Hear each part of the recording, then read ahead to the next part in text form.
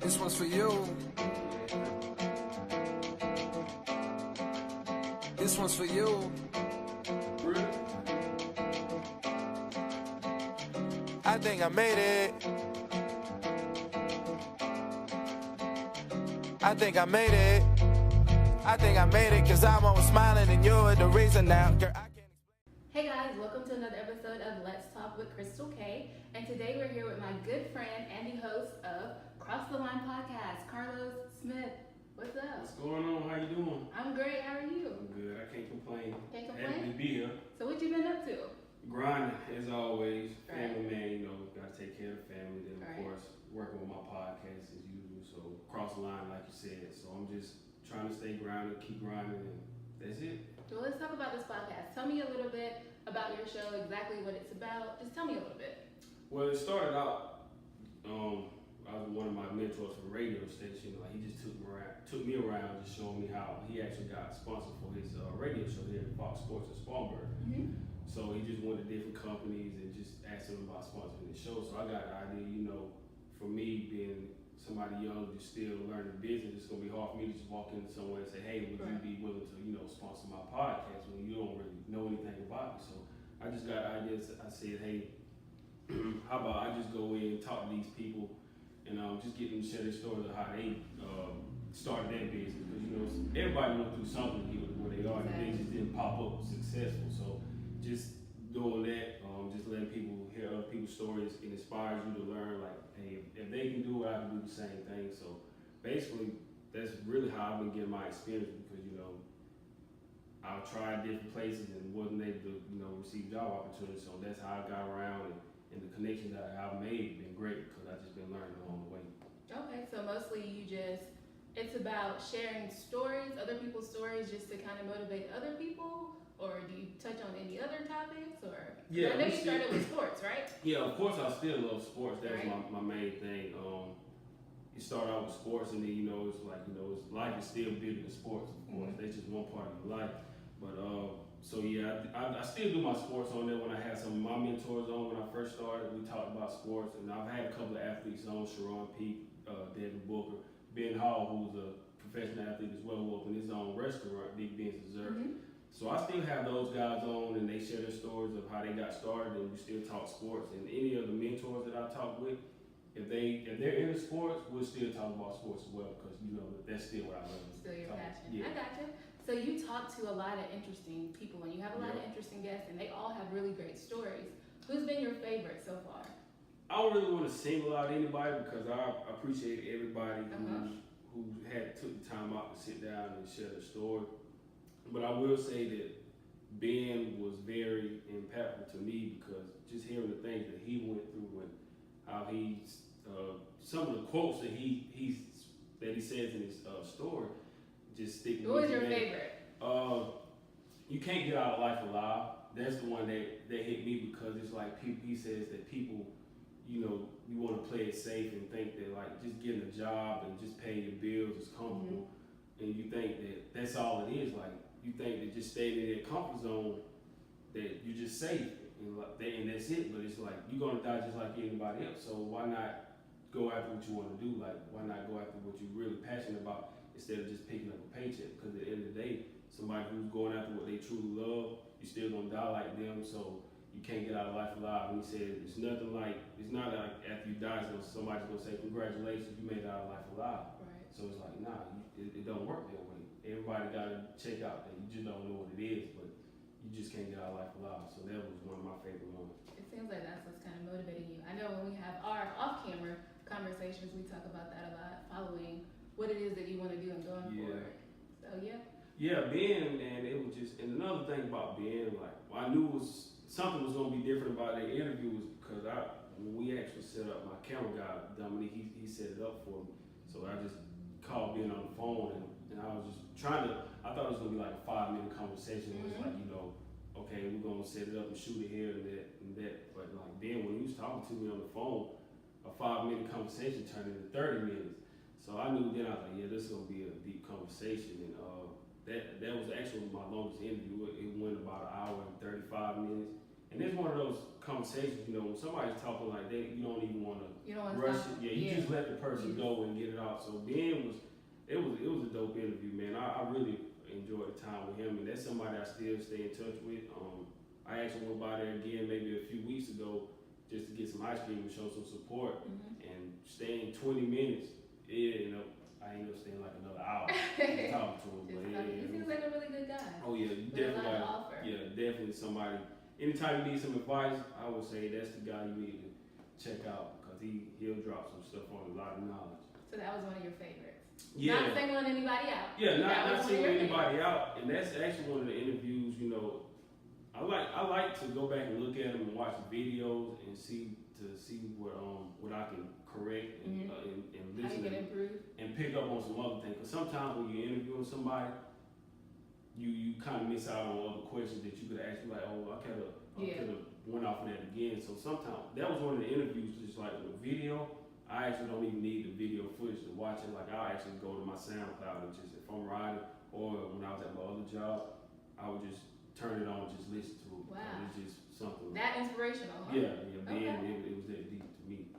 Okay. So how do you go about getting your guests? Me, I just reach out to people.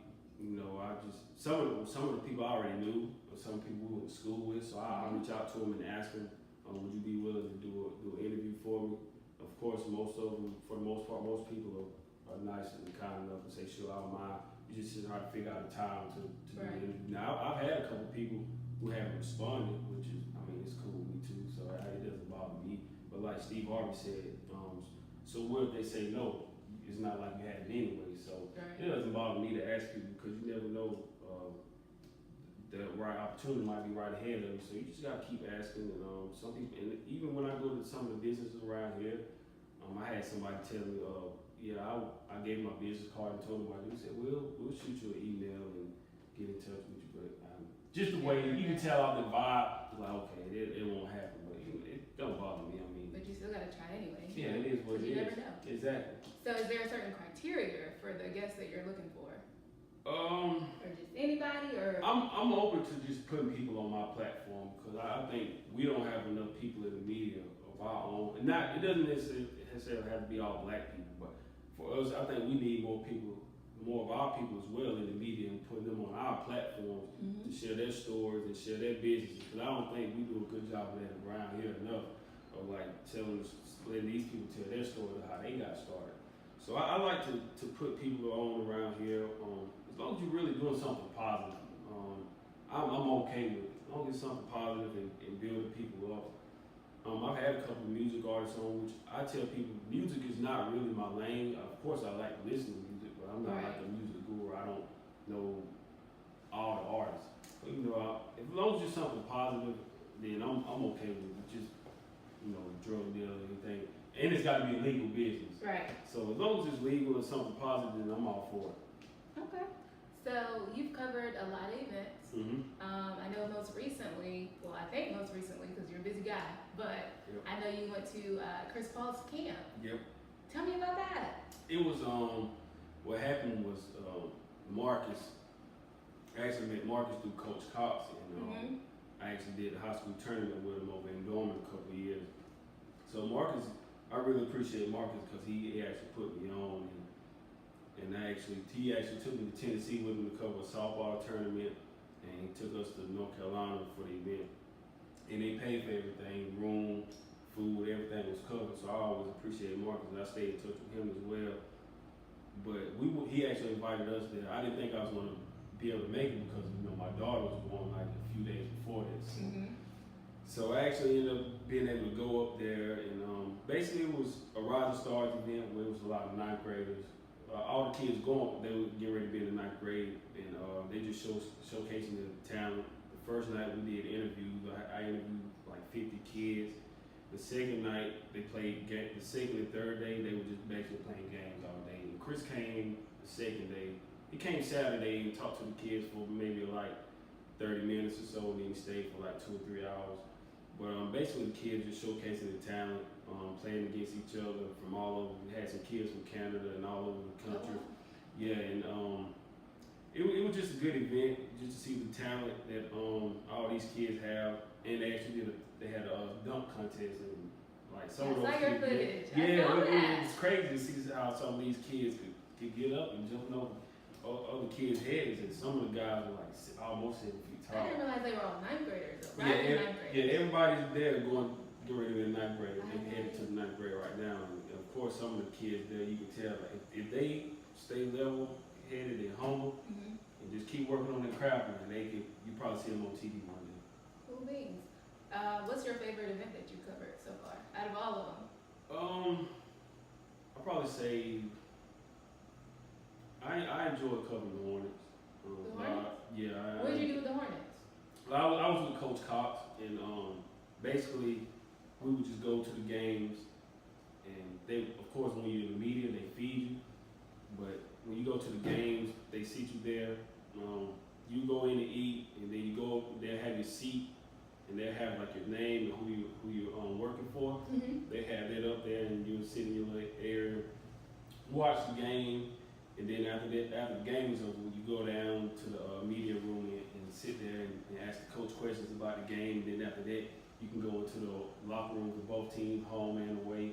So that was my chance. That was the first That's time a pretty cool experience. Yeah. So that's the time you get to see like all the players, all the guys that you see on TV. You get a chance to go in and interview them and ask them questions. And Who did you talk to? I talked to Dirk,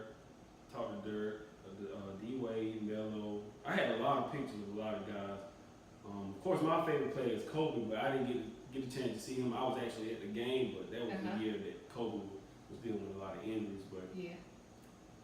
Melo, D-Wade, Kyrie Irving, it was a lot of guys. Dirk was probably the most professional guy I ever talked to because he was just so humble and he just stood there and answered every single question. Like whatever you asked, he was very humble. I did not know you did that. Yeah. It was actually a time where I don't think I was really on Facebook at the time. Like I had took a break from Facebook and I was just using my Twitter. So I would post like some of my pictures on Twitter. And that's why I put that was at the time I was putting a lot of my stuff there. Mm-hmm. But and then I still have a lot of that content in my phone as well, in my old phone at home. But also Anthony Davis was another guy, Chris Bosh, Shabazz Napier. It was just about any of those guys you can think of. I had a chance to sit down. Chris Paul, of course, I saw him there. Blake Griffin, of course. They were at the same time. Yeah, I seen most of those guys. Anybody that you can think of, pretty much. I saw, I had a chance to sit down and talk to. Okay, so like, how long have you been doing this first off? Overall? I actually started senior year, first semester of my senior year in 2013, 13? yeah, because I didn't graduate till December 14, so it just I started then when I was in, I forgot my teacher's name from that year, but we had to do a project about our career. And at the time, I was like, man, I still don't really know what I want to do. I just felt like I was going through the motions at school. Because what was your major? It wasn't communications, though, right? It was, and I changed it a few times. It was computer science, then it went to computer information systems, and I had a minor in business, and then I didn't like that either. So then I changed to information management and got a minor in mass media. So then I was like, let me find out. I want to do something that I really enjoy doing. If I'm gonna do something, and I would tell anybody, if you're gonna do something, make sure it's something that you're truly passionate about, and you see yourself doing it for the rest of your life. Right. Because if you're not, then you're just gonna go through the motions and pick up a paycheck. So that's when I got the idea. I really like sports, and just seeing those guys, Skip and Stephen A. on First Take at the time, and watching them debate all the time, I was like, man, that'd be cool to like just talk about sports all day. So then I just started networking. I worked at Costco, and I worked outside at the gas station. So that's how I met a lot of people, and that's how I actually met Coach Cox.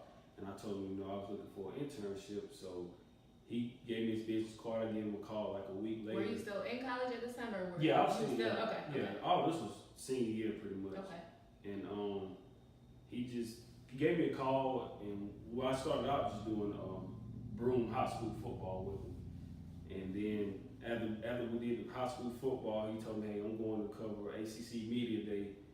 And after that, the same day I want to go cover the Hornets. He said, if you want to, you can go with me. So I told him, sure, I wouldn't mind doing it. So that was the first day, and ever since then it just took off from there because that same day I saw Coach K, Roy Williams, Rick Pitino, Jamie Dixon, Leonard Hamilton from Florida State. I saw all those guys, and then that same night covered the Hornets. And I saw after they beat Milwaukee, we walking down the hall to go interview the coach, and then I saw Michael Jordan coming walking past us. So I'm like, man, I seen all these legends in one day. So it was like a great experience for me. So that's actually really how I got started with the whole thing. So were you kind of learning on the fly, or did you kind of already have your skills? I was pretty much learning on the fly. Yeah. Because when I went to the games, I didn't really know what to do. I just felt like I was there, honestly, because it was just like overwhelming. Like I'm watching these guys on TV every night, and now all of a sudden I'm sitting right in front of them, like people, and it was crazy. But I had a lady, Vashti, when I was at ACC Media Day, she gave me some great advice. She was like, I was in the same position you were a couple of years ago, but she was like, these are your peers now, because you need to remember that, because if you put them on a pedestal, then you already lost. You can't be just like a fan of them. So when she told me that, it kind of like settled me down, and I just started asking questions. But like it's crazy when it's like you finally in front of all these great athletes, and so the future Hall of Famers and the guys that you grew up watching. Now it was like humbling for me. So it was a great experience. The first time I actually went with you and Steve, with Coach Cox, and we were doing the broom game and stuff, and I heard you. I thought that you were really good, so I was like, God, how long has Les been doing this? No, I had just started, and I was scared at first. Really? I could not tell. I promise I couldn't. I thought you were really good. When I first started, the first game I ever went to with Coach Cox, I thought I was just gonna sit back and just watch him and I forgot the other guy's name, and I thought I was just gonna sit there and watch them with the game, cover the game. And next thing I know, after they set everything up, he threw me a headset. So I'm like, I'm ready for this yet. So I was like, okay. But that's good experience. Yeah, it was good experience, and he just asked me different things about the game. So that's kind of basically how I learned, because sometimes when you pray for things, God give it to you. You gotta take it. Be ready to learn. So that's what I prayed on it, and that's what I wanted to do. I was like, I really want to do something in sports. So when the opportunity came, I had just take advantage of the opportunity. Do you feel like that was a sign? Oh yeah, that you were ready and you were able to do it. Yeah, this is what I'm it's supposed one of to be those doing. things. We always hear all the time. You don't have experience. So how do you get experience? What if somebody don't give you the opportunity? So Exactly. when Coach Collins gave me the opportunity, it was like, I never been in this position before, but like, let me just go ahead and give it a try anyway, because you never know unless you try. And plus I played a little sports in school, so I just kind of took my experiences and just tied it into the game. So basically that's kind of how I transitioned, because I played a little bit in school. So what's your motto? Because I'm kind of hearing like a reoccurring theme here. What's your motto? What's one of your favorite quotes? What would you tell people that are trying to get into this field? I would just say, first of all, just step out on faith. That's one of the things I've been hearing constantly. Just step out on faith and don't be afraid to hear the word no. Because I'm telling you, I've heard so many times. Like I still, in my email to this day, I guarantee you I have over 100 emails where it says, like a generic email that says, we thank you for putting in for your application, but we decided to move in a different direction. Yeah, and a lot of times, that's why I got to the point where I was like, I'm just done with pretty much putting in applications, because I'm like, I don't even know if these people are really taking the time to really look at my application, because I was like, there's no way that with the experience that I have, like how in the world, not being cocky or anything, but I was like, how in the world, I'm pretty sure, because I was 22 at the time, like how in the world do so many people, I don't think there's too many people, 22 years old, just sitting in the NBA locker room and interviewing players. So I don't know too many. Exactly. So I'm just like, I was like, I got 2 points that I'm forget it, let me just create my own opportunity. But I would tell people, step out on faith and whatever it is you're truly passionate about, just go for it. Cause like Ben told me, he said, you know, you can't get out of life alive, so why not go after what you truly want to do? So first key is just step out on faith and just believe you can do it, and grind, man, and work hard. And don't stop. Yeah, you can't stop. Because you gotta put in the work. You gotta be persistent. Yeah. Because it's not gonna happen overnight. Exactly, and I think a lot of people are afraid to hear the word no, so that's why they don't. You feel like you're immune to no now? Does no still affect you? When I hear the word no, it's just like, okay, fine, it's cool. Let me just show you missed out on what you missed out on. So it's like motivation for you. Exactly. I just use it as motivation, even when things don't turn out my way, which things still don't turn out my way now. Like I was telling y'all off camera about the situation with the interview. It was just like, okay, cool. Tell me about that, because I want to get that on camera. Yeah. So this lady, I don't want to say her name or anything, but I read a book. And so I was like, man, just hearing her story about how she was a Christian and everything, and how she just had stepped out on faith and went for what she truly wanted. I mean, that's kind of deep. So I was like, let me reach out to this lady and just see who she'd be interested in doing the interview. So when I reached out to her, she wrote me back maybe like a couple of hours later. And she was like, hey, I checked out your page. Can I send a link to my email to my website as well? Mm-hmm. And she was like, look like you got some exciting things going on, but if you don't mind me asking, do you feel like the players protesting is a good thing? Because if so, then I don't think I could be a good person for your podcast. And I was like, you know, as an African American, I understand why the players are protesting. I just felt like the message was getting lost. And she was like, yeah, the message, she was just saying that, and I asked her, if you don't mind me asking, what do you think they should do? She was like, I think they should stand up, put their hands over their heart, and respect the flag. And I told her when Colin Kaepernick took the knee, he said it first, but then he reached out to Nate Boyer, an ex-military guy, and he told him that kneeling would be a sign of respect. And she was just like, she just basically said she felt like with him protesting, she felt like he was dividing the country, which can't be no worse than the head man in charge right now, how divisive he is. But you know how that goes and how that narrative quickly changed. And basically, she just said that she felt like he was dividing the country and everything. So I asked her, what would you suggest I do with my page? She said, I think you should take that guy off your page because I feel like a lot of people around the country were offended. And basically, I was like, if that makes you feel comfortable with doing the interview, then okay, that's fine. So then what's crazy is I actually, you know what, I took it down for a second. I was like, cause maybe people are offended, but at the same time I thought to myself, man, you know what, other people are offended because they changed the narrative and they're not understanding why he took the knee in the first place. So I said, you know what, if she don't want to rock with it, bump, I'm just going back up there. So basically she wouldn't even mention his name. She just said take that guy off, which she was talking about Colin Kaepernick. And she just didn't even want to acknowledge him and why he took the knee, basically. So I was like, you know what, it's just a missed opportunity.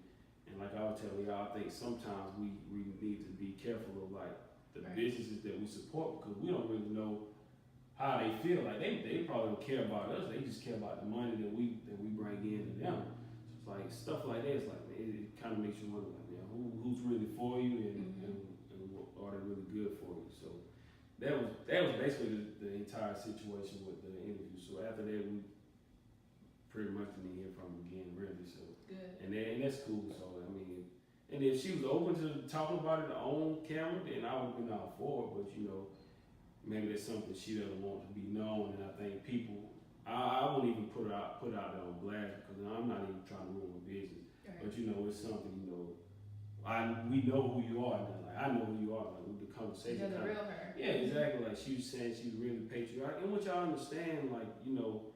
But I feel like you said, the message got lost. I don't feel like it has anything to do with being patriotic. I don't feel like the reason he was kneeling was because he hates America. The message got lost, and I feel like And I told her that. I told her that Nate Boyer was the one that suggested that he kneels instead of sitting down as a sign of respect. But she just feel like everybody needs to stand up, put their hand over their heart and respect it. Because she was saying, what about the other people who fought for our country and they died and stuff like that. But it's just like some people don't really try to understand why, and it's just like it's hard to get them to understand the true meaning of it. So I don't really know. And I asked one of my latest interviews with Centel Peak, Coach for Lawrence. I asked, should we even try to get those people to understand where he's coming from, or where he's coming from with the protest, or just say forget it. We say, you still got to try to work with them. Some people will try to understand, and some people don't. And he said you can't say why people are changing the narrative. You can kind of hint at it or come up with ideas of why they might have changed the narrative, but it is what it is. So if people are open, one of the things I told her is like racism is a sensitive topic, but how do we change it if you don't want to talk about it? Right? So, but it's like one of those. I was like, I hate that she felt that way, but it is what it is at this point. Do you think if you would have done an interview with her, do you feel like it would have been hard to be objective and just let her, or do you feel like you would have let her say her points, you say your points, you hear her out, she hears you out, or do you feel like, because I feel like if it was me, I would try my hardest to hear her out, but I would definitely kind of be biased. I really wouldn't. I would let her tell her side, because one of the things when we talk to Madeline, he tells us, when you do an interview, it's not about you, it's what's there. So I'm gonna let her put herself out there and let people judge her by what she says. I mean, of course, I'll say how I feel, but at the end of the day, I'm not gonna just go at her and just bash and say you're wrong and whatever. I would just let her voice her opinion, let people listen to it, and let them be the judge of whether they think she's right or wrong. I mean, it's not up to me. We can talk about it, discuss it, but if she feels like they're wrong, then that's her, and that's something she's got to deal with, and I'll just let other people judge it, be the judge of the interview. Gotcha. So switching topics just a little bit. I know you do a lot of giving back. With school just starting a couple months ago, I know you did a back to school giveaway. Tell me about that and why that's so important to you. So I just came up with the idea. One of my goals a while back when I was writing my goals, it was like, I want to be able to give back to people, give back to the community. And no, I don't have a whole lot of money, but I was like, even the smallest thing just to show people appreciation can mean a lot to somebody who doesn't have anything. So I was like, let me just take a little bit of money out of my pocket and just give back to the people. So what I did was I bought some book bags and I bought a couple of gift cards for Foot Locker. And people who listen to the podcast, all you had to do, listen to the podcast, I put a keyword in there.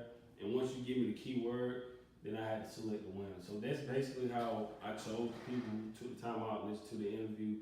And from there, I just gave them like book bags, gift cards, loaded book bags with school supplies in it, gave them a couple of Cross the Line t-shirts. It was just something I wanted to do because I just feel like, man, people, it's hard out here for everybody, so I just wanted to find a way to just give back. And it was just a stepping stone for me to show like how much I've grown as well. So then actually, I had a lady about a month ago, and I'd seen her a few times outside at Costco, so I talked to her and told her everything that I was doing. Right. She was like, I wish I would have known because we like to do back to school giveaways. So she was like, next time let me know, we can partner up and give out more supplies. So that was something that came about doing it. So she said in the future we'll partner up and do a giveaway. And she was like, I got my own business out here as well. If you want to do an interview, just come out here and sit down, talk to me, and we can go from there. So networking. Just networking and just being good to people, and just being respectful, because you never know what somebody's going through. So I always carried myself that way, and I always wanted to give back. So that's how a lot of things have been coming to me. I feel like just by giving back and being good to other people. So what do you hope to accomplish with your podcast? What's the goal? I just really wanted to continue to grow and just, be an open platform for people to put out whatever they're passionate about. So you're just welcome to come on and just share your gift and just and be a voice for the voices. You know, even like some of the things that go on in the community that people don't hear about. Just being open to them as well. As long as it's something reasonable, makes sense, then I'm all for it. Pretty much open to it. Yeah, I'm open to it. Yeah. So when people listen to it or when people watch you, what is one of the main messages you want people to take away from it? Just go after what you're passionate about, and honestly, really, I got to a point. I'm like, don't really put all your trust in a job, because I saw Dame Dash say something interesting a couple of months ago. He was like, people think that having a job is safe, but how is that safe if you can get fired? Which is true, because you go in one day and next thing you know, company might be doing bad and they might have to lay people off. So I would say don't put all your faith in the job, because you never know at any given moment when something happens and they might have to downsize and let you go or whatever. Always invest in yourself. That's the main thing as well. Just really invest in yourself. Whether when you get a paycheck, you take a little money out of it, set it to the side for you. Just try to invest in yourself, because you know at the end of the day, companies are gonna do what's best for them at the end of the day. So why not just do what's best for you at the same time? Of course, you can take something from your job, learn something from it, and apply that to whatever you want to do. But don't put all your trust in the job, because if they have to, if something goes wrong, then you know they'll quick cut ties. Yeah. And then tell you it's business. Yep. Where do you see yourself in the next 3 to 5 years? That's a tough question. Hopefully, I really don't want to limit myself, but I just want to. I know I want to continue to grow my platform and be a bigger voice for the people, honestly. And as long as I'm able to give back and help other people, like I don't mind helping put other people on. If I can't help you, maybe I know somebody else who can help facilitate something for you, work something out for you. So as long as I'm in a position where, if I'm in a position where I'm behind the scenes and just helping people connect with other people and helping them grow and helping them, then I'm fine. And I'm not even big on saying, I put you on, so when you get to where you want to go, give back to me. You owe me. Now I'm not even like this. I'm just like, if I help you, put you on, and you continue to grow, just be a blessing and help somebody else. And I know you mean that, because you helped me a lot. Exactly. Yeah. So, and I don't even throw it up in nobody's face or anything. I'm just like, man, because that's what it's all about. What good are you if you want to keep everything to yourself? So I'm just like, man, if I can help somebody else, and then you can help put somebody else on, bring somebody else up on you, then I feel like that helps. That makes me look good in a way that I've been able to bless you, and then you've been able to bless somebody else and bring them up with you.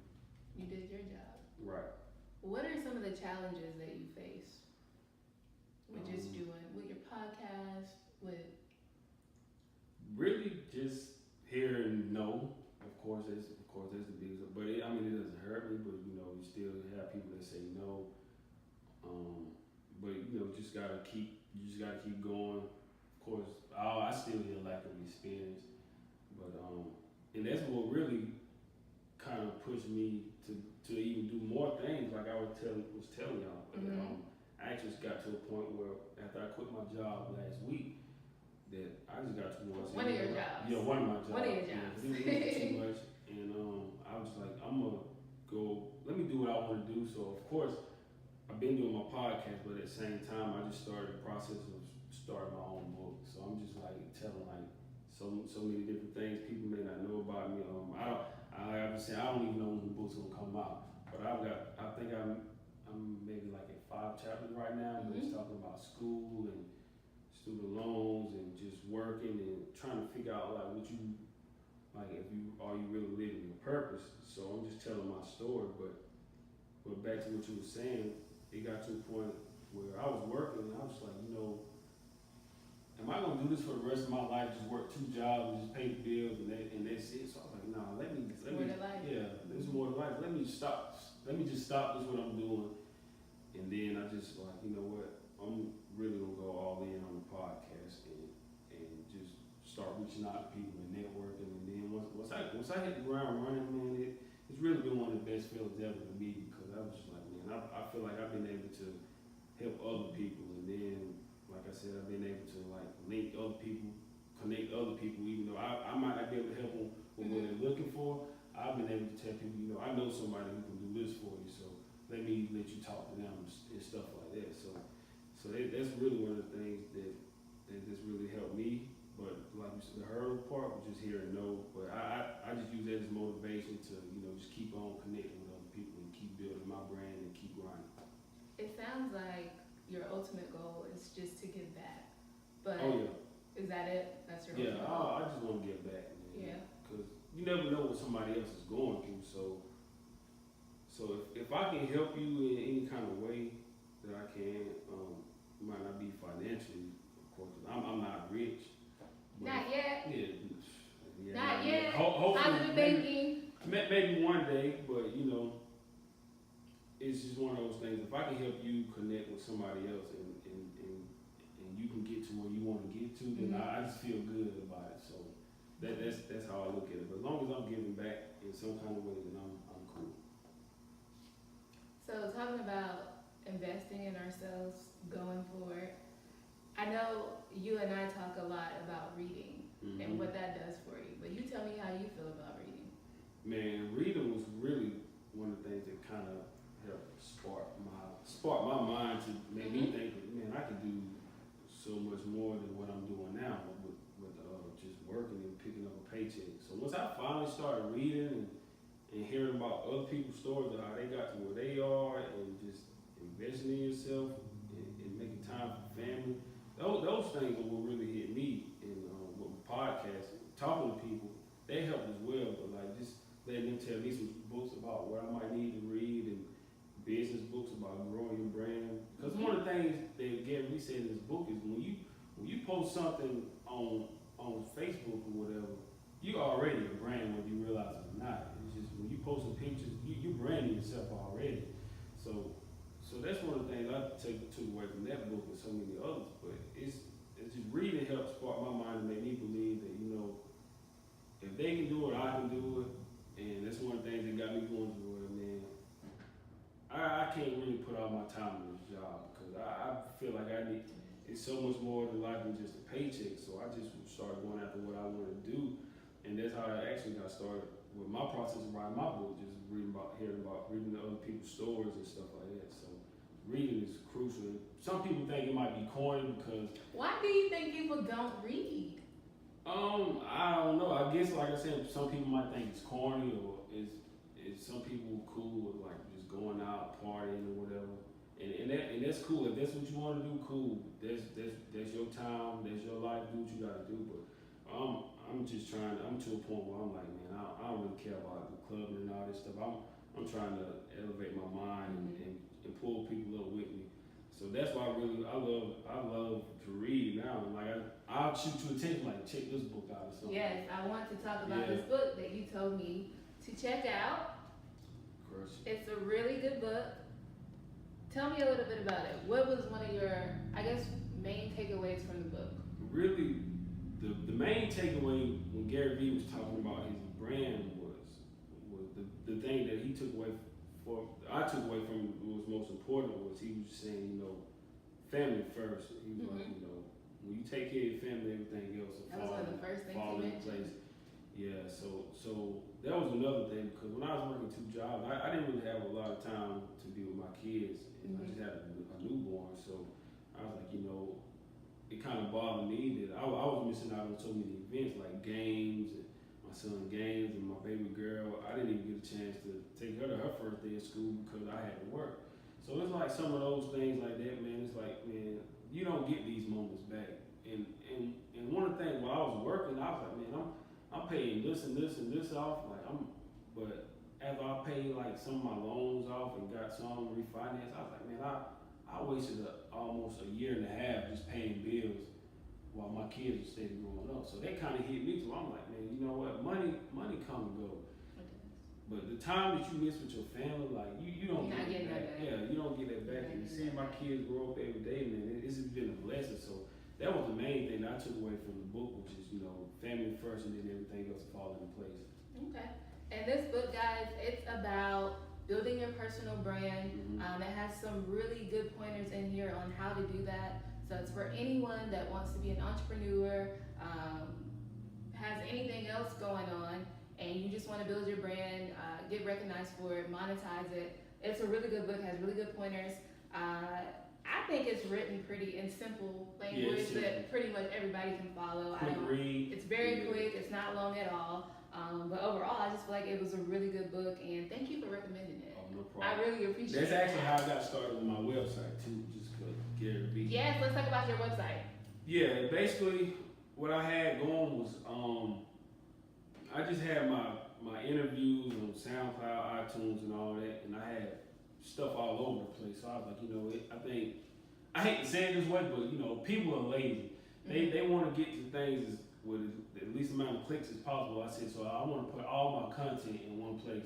So that's how I ended up attaching all my social media to it. On there you can read, I was telling a little bit about myself and my internship, and all my interviews on there, and also the third page of it is where you can see pictures of like the people I've interviewed in my back to school giveaway, and some pictures of my my internship when I was covering the Hornets and stuff like that.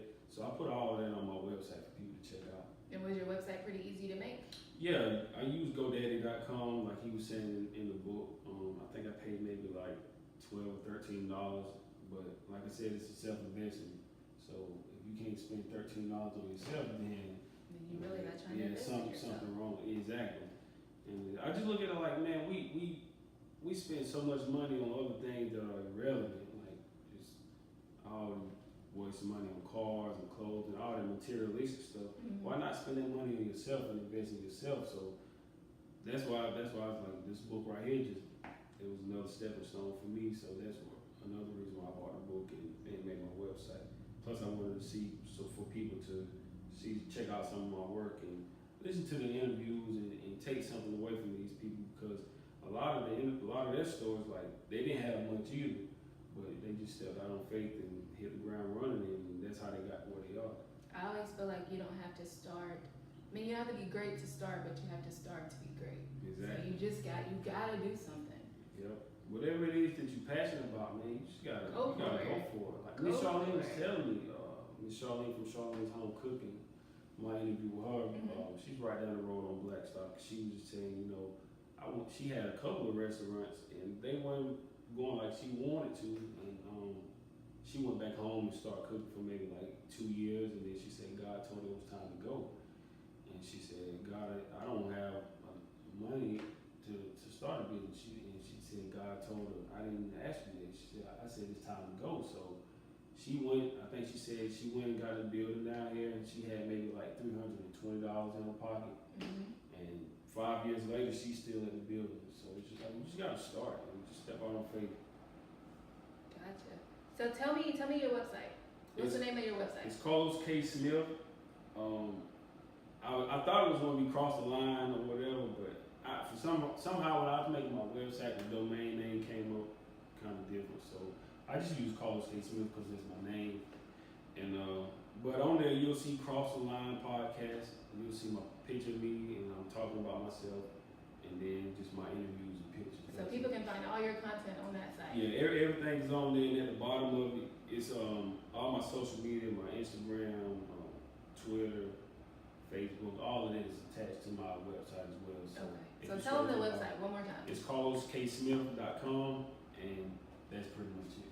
Okay, and we got t-shirts. Yes. We got t-shirts, so you're definitely on this. Another self-investment, yeah. Yes. You also have your bands. Yeah, this was just something I was just messing with.